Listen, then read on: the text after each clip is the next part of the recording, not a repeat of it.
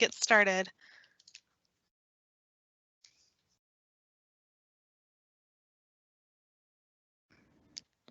Hello and good afternoon. My name is Lauren Stewart. I'm a naturalist for the Northwest District, and thank you so much for joining us today on this park open house. So today we're going to be talking about the Bass Islands, North Bass, Middle Bass, and South Bass Islands. A lot of you may know South Bass is Put-in Bay, and I have two park managers with me, but I just want to bring notice to that we actually have a Q&A box. So the purpose of this is we're going to be talking about the park, things that are happening in the park, and if you have any questions about these parks, you can ask us, the staff members. So if you do have a question, please check out that Q&A box. We'll be answering questions at the end, but we'd love to hear from you. So first, I'm going to introduce you to Andrea Tibbles. She is the park manager for North Bass Island and Middle Bass Island State Park. And here is Andrea. Good afternoon. Welcome, everyone. Hope you enjoy the show. I'm going to let Matt Miller, who is the manager of South Bass Island State Park, take over. And I forgot to mention that I'm the manager at North Bass and Middle Bass Island State Parks. Matt? Hi folks, it's Matt Miller. Glad you could join us today. I'm going to be giving a little presentation on the Bass Island Parks. That's North Bass, Middle Bass, and South Bass. Okay, we'll start out with the North Bass Park, please. Hey, North Bass is located about a mile the border with Canada, so it is one of the most northern parks that we have in our state park system, Ohio. With that, it's also about, like I said, it's about a mile from the border, and it's definitely a little bit remote. Could we have the next slide, please? North Bass is, in its past, was known for grape growing. On the island, there used to almost be entirely covered with vineyards, and today it's down to about 50 acres of grapes that are currently being grown on North Bass. The island has about 589 acres that is owned by the state of Ohio that is for recreational use. The North Bass Lake House, it's just been recently renovated. It can accommodate up to 10 to 12 guests. It has pretty much everything you need when it comes to linens and cooking utensils and cooking abilities, and a gas grill out by the lake, as you can see out in the picture there. The one thing that aren't here is groceries and other stuff. There is no restaurants or grocery stores on North Bass Island. So that is the type of things that you need to bring with you. The North Bass Island State Park Marina, we have slips in the marina, 2 slips that are available for use when you are renting the lodge. The marina is not very large. We can accommodate boats up to 28 feet in length, and the average depth of the marina itself is 8 feet. The pier renovations. Due to high water in the last couple of years, this pier is the only access point to the island for ferry boats that come on a charter basis. They bring over fuel and other supplies. This dock needed about $500,000 worth of work after the high water had damaged it. It's currently up and running, so we have capabilities getting all the needed supplies to the islands, but once again, it's on a charter basis. There's no regular ferry service to North Bass. The activities on the island can be hunting, fishing, boating, hiking, and wildlife viewing. In the spring and fall, bird migrations go through this area very heavily, and so bird watching is some of the best in Ohio, I believe. And then there's also, like I said, fishing is some of the best that Lake Erie has to offer. One of the unique things about the island is there's only a few families that actually live up there, so there's not a whole lot of artificial lights, street lights and stuff. So it stays pretty dark at night, and some of the stargazing is matched none. There's no other ones that match how beautiful the stargazing can be at North Bass. Getting here.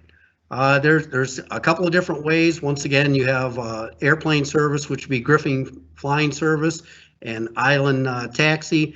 And then you have private boats that will also get you up there, which are listed on the list here of getting there. Once again, you want to make sure that whatever you need that you're going to bring with you, you should bring it because you won't be able to just run to the store and pick anything up. And then we have Middle Bass Island State Park.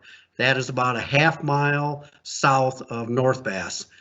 This island has a few more amenities, such as a grocery store, a small one, and some restaurants and bars. As you can see, Middle Bass is located in between North Bass Island and South Bass Island, and it too is only about 3 or 4 miles from the Canada border. The Middle Bass Island State Park was purchased in spring of 2001.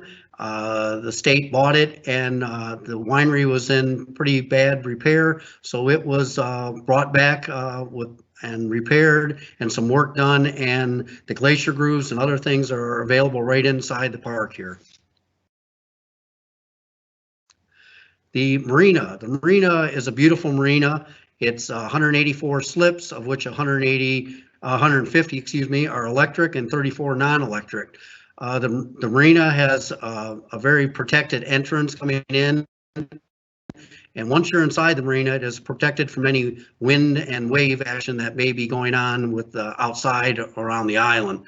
It also has a gas station, a gas pump area for marine gas, and it also has a pump out station for your boat.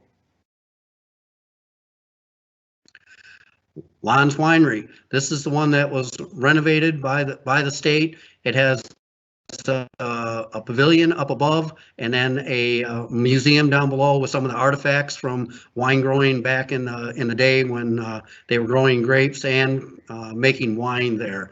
The pavilion above can be rented for weddings, picnics, other ideas, with just a beautiful view of the lake from up there. There's also a shelter house off to the right of this building, and that too can be rented. The press house renovations. The press house is located behind the pavilion that you just saw. It's been redone with air conditioning and a bar area and some other stuff. What we're looking for here is to bring in a concessionaire and probably serve food, maybe wine, cheese and crackers, something like that. And we're looking to hopefully find somebody to operate this concession in May of this year. We have a primitive campground there, and that being primitive is 10 only. There'd be no access for towed trailers or campers. There's a new vault toilet there, and if you need potable water, you can get that at the marina. The marina facilities, which include shower houses and bath houses, is also available to anybody that uses the campground. The activities are, once again, boating, hiking, fishing. You can rent bicycles, kayaks, paddle boards, available for rent at the Harbor Master building, along with cornhole and camp. Getting there. Middle Bass does have a regular scheduled ferry service that goes there, which is Miller Ferry. But if you're going to bring a car because you're camping or want a car over on the island, you need to call ahead of time and get a reservation for a vehicle. Passengers can just walk on, and they're welcome, first come, first serve, but vehicles must have a reservation to get to the island. You also can fly over there, and you can use some of the other private boat transportation that's available. And that boat transportation that you see listed down towards the bottom of the page, some of those individuals also do charter fishing trips, so you can arrange a charter fishing trip when you're there. Coming soon, once again, we were talking about the press house. We're hoping to get a concessionaire in there and that we can serve breakfast sandwiches, coffee, some lunch, maybe cheese and crackers, and looking at different options for operating the press house. South Bass Island State Park. This is the southernmost part of the three of them. This one was established in 1951, so this is the older of the three parks. As you can see from the picture here, South Bass Island is actually north of Catawba Point, which we consider the mainland United States, and that is 3 miles from Catawba Point to South Bass Island, or as some people like say Put-in-Bay, which is the village of Put-in-Bay located on the island.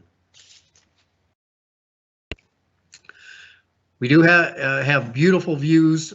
There's 64 primitive campsites that are mostly located along the shoreline on the bluffs. Some of them are as high as 30 feet in the air.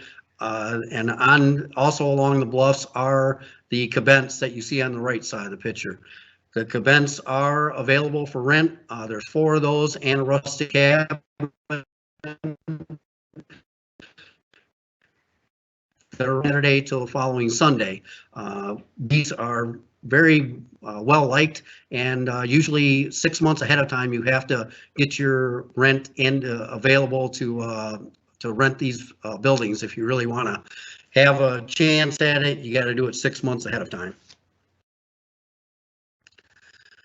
The campground amenities, once again, we have the full hookup, which is water, sewer, and electric.